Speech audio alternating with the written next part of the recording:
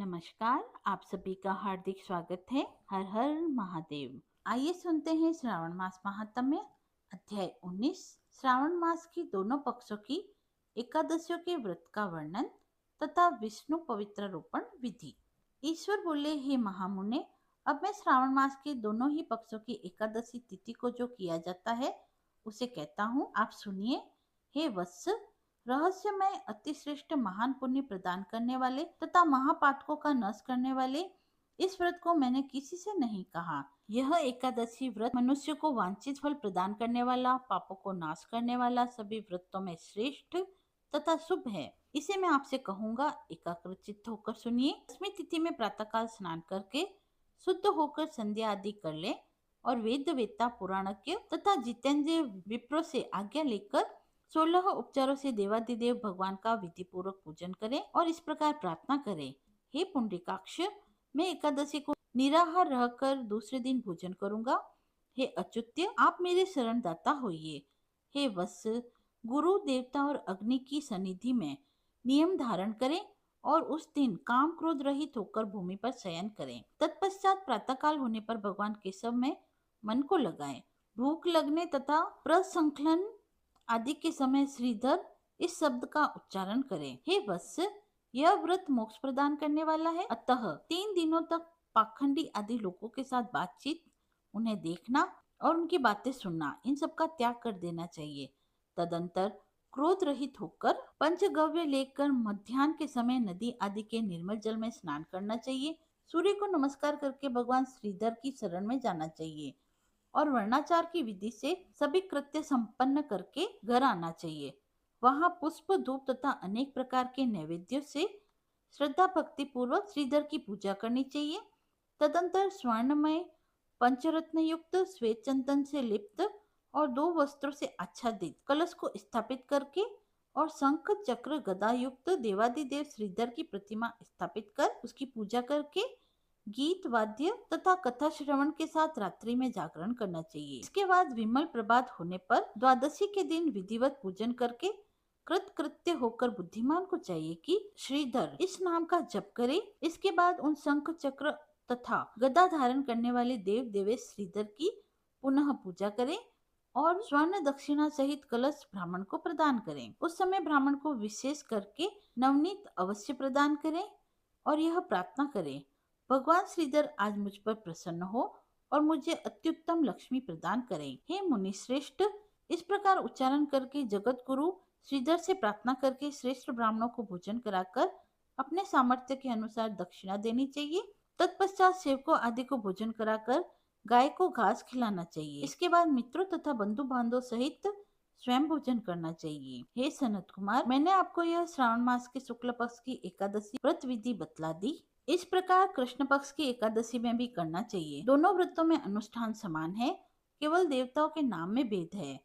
जनार्दन मुझ पर प्रसन्न हो, यह वाक्य बोलना चाहिए और शुक्ल एकादशी के देवता श्रीधर है, वह कृष्ण एकादशी के देवता जनार्दन है। हे सनत कुमार, यह मैंने आपसे दोनों एकादशी व्रतों का वर्णन कर दिया। इस एकादशी व्रत के समान पुण्यप्रद व्रत न तो कभी हुआ और न होगा। आपको यह व्रत गुप्त रखना चाहिए और दुष्ट हृदय वालों को नहीं प्रदान करना चाहिए। ईश्वर बोले, हे सनत कुमार, अब मैं द्वादशी तिथि में होने वाले श्री हरि के पवित्रारोपण व्रत का वर्णन करूंगा। पूर्व में देवी की कही गई पवित्रारोपण विधि के समान ही इसका भी पवित्रारोपण है। इसमें जो विशेष बात है उसे मैं बताऊंगा, सावधान चित्त होकर सुनिए। हे महामुने, इस व्रत के लिए जो अधिकारी बताया गया है उसे आप सुनो। ब्राह्मण, क्षत्रिय, वैश्य, शूद्र तथा स्त्री, इन सभी को अपने धर्म में स्थित होकर भक्ति पूर्वक पवित्रारोपण करना चाहिए। द्विज को चाहिए कि अतो देवाः इस मंत्र से विष्णु जी का पूजन करे। स्त्री तथा शूद्रों के लिए नाम मंत्र है जिसके द्वारा वे विष्णु जी की पूजा करें। इसके बाद द्विज कद्रुद्राय इस मंत्र से शिव जी की पूजा करें और स्त्रियां और शूद्रों के लिए नाम मंत्र है जिसके द्वारा वे शिव जी का पूजन करें। सतयुग में मणिमय, त्रेता में स्वर्णमय, द्वापर में रेशम का तथा कलयुग में कपास का सूत्र पवित्र के लिए बताया गया है। सन्यासियों को शुभ मानस पवित्रारोपण करना चाहिए। बनाए गए पवित्र को सर्वप्रथम बांस की सुंदर टोकरी में रखकर शुद्ध वस्त्र से ढककर भगवान के सम्मुख रखें और इस प्रकार कहें, हे प्रभु, क्रियालोप के विधान के लिए जो आपने आच्छादन किया है, हे देव, आपकी प्रसन्नता के लिए मैं इसे करता हूँ। हे देव, मेरे इस कार्य में विघ्न न उत्पन्न हो। हे नाथ, मुझ पर दया करो। हे देव, सब प्रकार से सर्वदा आप ही मेरी परम गति हैं। हे जगतपते, मैं इस पवित्रक से आपको प्रसन्न करता हूँ। ये काम क्रोध आदि मेरे व्रत का नाश करने वाले न हो। हे देवेश, आप आज से लेकर वर्ष पर्यंत अपने भक्त की रक्षा करें। आपको नमस्कार है। इस प्रकार कलश में देवता की प्रार्थना करके बांस के शुभ पात्र में स्थित पवित्र को आदर पूर्वक प्रार्थना करनी चाहिए। हे पवित्रक, वर्ष भर की गई पूजा की पवित्रता के लिए विष्णु लोक से आप इस समय यहाँ पधारे। आपको नमस्कार है। हे देव, मैं विष्णु के तेज से उत्पन्न मनोहर सभी पापों का नाश करने वाले तथा सभी मनोकामनाओं को पूर्ण करने वाले इस पवित्र को आपके अंग में धारण करता हूँ। हे देवेश, हे पुराण पुरुषोत्तम, आप मेरे द्वारा आमंत्रित हैं, अतः आप मेरे समीप पधारे। मैं आपका पूजन करूंगा। आपको नमस्कार है। मैं प्रातःकाल आपको यह पवित्र निवेदन करूंगा। तत्पश्चात पुष्पांजलि देकर रात्रि में जागरण करना चाहिए। एकादशी के दिन अधिवासन करें।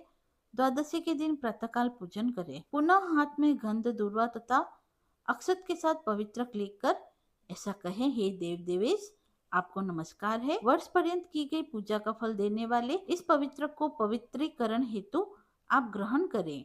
मैंने जो भी दुष्कृत्य किया उसके लिए आप मुझे आज पवित्र कीजिए। हे देव, हे सुरेश्वर, आपके अनुग्रह से मैं शुद्ध हो जाऊं, इस प्रकार मूल मंत्र से स्फुटित इन मंत्रों के द्वारा पवित्र अर्पण करें। तत्पश्चात महानैवेद्य अर्पित करके निराजन कर प्रार्थना करें और मूल मंत्र से व्रत सहित खीर का अग्नि में हवन करें। तदंतर इसी मंत्र से पवित्र का विसर्जन करके इस प्रकार बोले, हे पवित्र, वर्ष भर की गई मेरी शुभ पूजा को पूर्ण करके अब आप विसर्जित होकर विष्णु लोक को प्रस्थान करें। इसके बाद पवित्र को उतारकर ब्राह्मण को प्रदान करें और जल में विसर्जित कर दें। हे वत्स, मैंने आपसे श्री हरि के इस पवित्रारोपण का वर्णन कर दिया। इसे करने वाला इस श्लोक में सुख भोग कर अंत में वैकुंठ को जाता है। इति श्री स्कंद महापुराणे ईश्वर सनत कुमार संवाद में श्रावण मास महात्म्य में 19वां अध्याय समाप्त हुआ। यदि आपको यह पसंद आया हो तो आप कमेंट बॉक्स में हर हर महादेव लिखकर अपनी भक्ति को व्यक्त करें। मिलते हैं अगले वीडियो में, तब तक के लिए धन्यवाद।